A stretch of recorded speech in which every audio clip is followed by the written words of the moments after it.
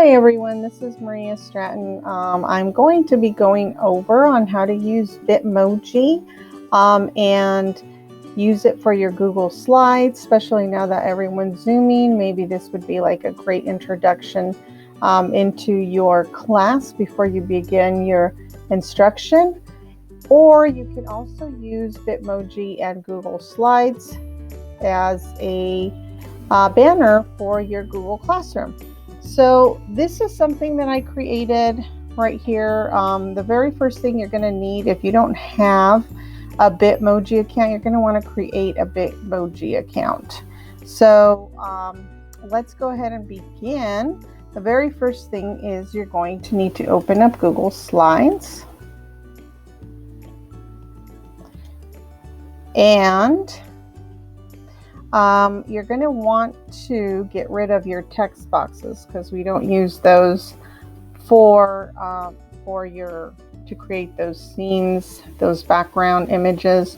So nothing, instead of going straight to images, I changed the background. I changed the background of the slide, and that's where I choose my images. And I go to Google and type in living space background. Okay, and here's a nice one. All of these are actually really nice, but I'm going to go ahead and choose this one right here. Okay. Okay, so I can add a couch.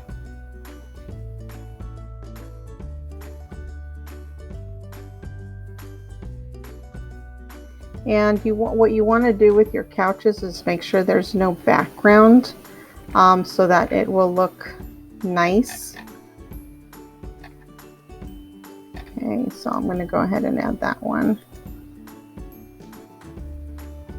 Okay.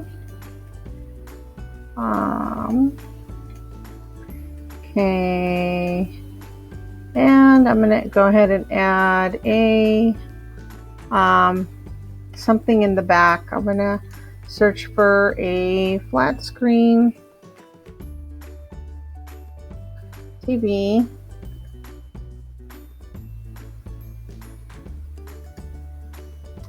Let's see if that'll work. Okay, so this has a white background, so I don't want to use that. Let's see if we can find something else.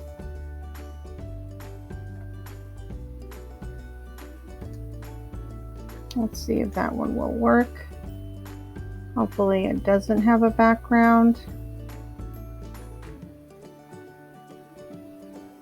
It's taking a while to upload. Okay, great. So this one doesn't have a background. So what I don't want is the bottom of the TV. So I'm going to go ahead and crop that out. So I would click that crop button right there.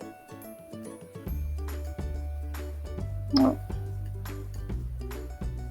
Okay, and there we go. Okay, so now we have the flat screen TV. Now in this, I want my students to actually have a message in that flat screen TV. So I'm going to add a shape in here, and I can add any kind of font.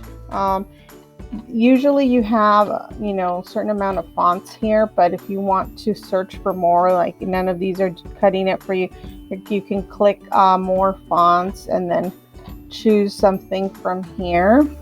So I like this one, and let's do 18. Okay, so go ahead and type my agenda here, and then 1, 2, 3, okay, 4. So if I'm going to be talking about certain things, there's my agenda. And I like to have a little fun with this, so I'll probably add a cat. I have a cat at home. Cat, no background. Okay, so here's a cute one. And let's shrink him to size. Okay. And then if I want to add some inspirational quotes, it doesn't have a border around it, so it just looks weird just like that. So I usually put a border around if I want to put images or anything like that. So now I'm going to go ahead and I go to Bitmoji, and what I can do is put my Bitmoji here. Okay, maybe add a coffee table.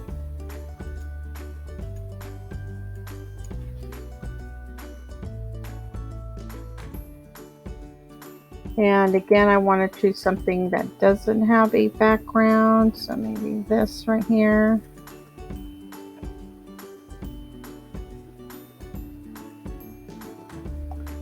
And might want to add a computer or a laptop.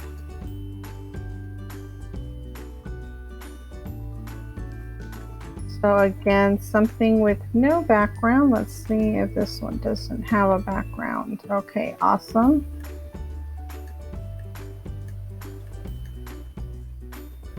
Okay, or welcome class.